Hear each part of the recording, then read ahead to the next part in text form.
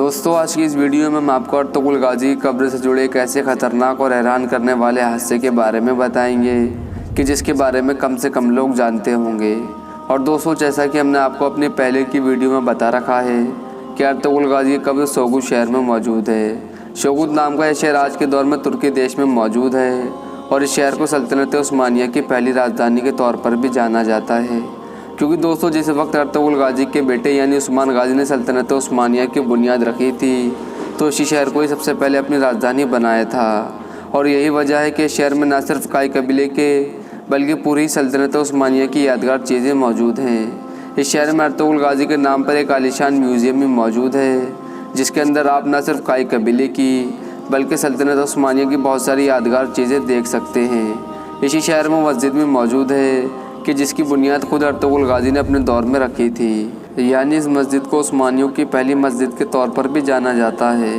दोस्तों अब बात करते हैं अर्तुगरुल गाजी की कब्र के बारे में। आज के दौर में भले ही इन सबको अर्तुगरुल गाजी की कब्र एक खूबसूरत और आलीशान मकबरे की तरह नज़र आती है, लेकिन दोस्तों इतिहासकारों की अगर बात करें तो अर्तुगरुल गाजी की खूबसूरत मज़ार हमेशा से ही ऐसी नहीं हुआ करती थी, बल्कि सल्तनत उस्मानिया की हिस्ट्री पर लिखी हुई बहुत सारी किताबों से ये मालूम होता है कि उस्मान गाजी के वफ़ात के वक्त भी अर्तुगरुल गाजी की कब्र एक कच्ची कब्र हुआ करती थी और ये कब्र अगले कई सौ सालों तक ऐसी हालत में ही मौजूद रही थी। लेकिन दोस्तों 15वीं सदी में जब सुल्तान मोहम्मद फ़ातिह का दौर आया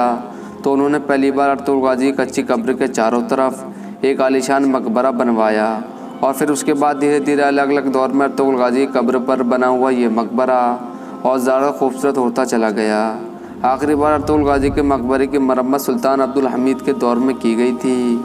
लेकिन दोस्तों अर्तुगरुल गाजी के मकबरे की सबसे ज़्यादा जो बात हैरान करने वाली है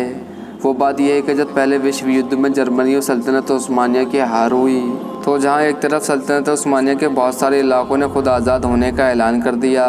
तो वहीं दूसरी तरफ बहुत सारे इलाकों पर इटली, ब्रिटेन, फ्रांस और यूनान जैसे देशों ने कब्जा कर लिया था। 1921 में जब उसी दौर में सोगुत शहर यूनान के जिसे हम आज ग्रीस के नाम से जानते हैं उसके कब्ज़े में आ गया था। जैसे ये शहर यूनानी फ़ौज के कब्ज़े में आया उसने वैसे ही अर्तुगरुल गाजी के मकबरे पर गोलियां चलाना शुरू कर दी थी।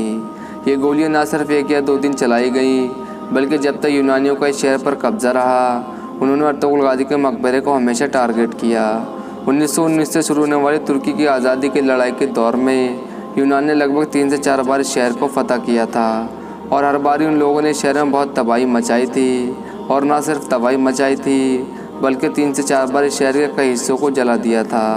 यही वजह है कि दोस्तों सल्तनत उस्मानिया की वो सारी यादगार चीज़ें जो कई सौ सालों तक शहर के अंदर मौजूद थी इस शहर के जलने की वजह से हमेशा के लिए ख़त्म हो गई थी। सल्तनत उस्मानिया के ख़त्म हो जाने के बाद अगले 3-4 सालों में यूनानी फ़ौज ने जो अर्तुगरुल गाजी के मकबरे के साथ किया था वो आज भी हम अपनी आँखों से देख सकते हैं। क्योंकि दोस्तों बाद में तुर्की देश जब सोगुत शहर को आज़ाद कराने में कामयाब हो गया था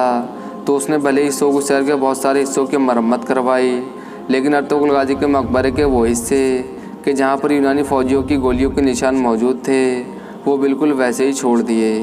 ताकि आने वाली नस्लें इन निशानों को देखकर हमेशा इस खतरनाक हादसे को याद रखें।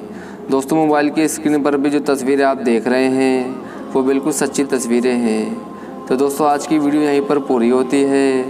दोस्तों वीडियो को लाइक करें और चैनल को सब्सक्राइब करें।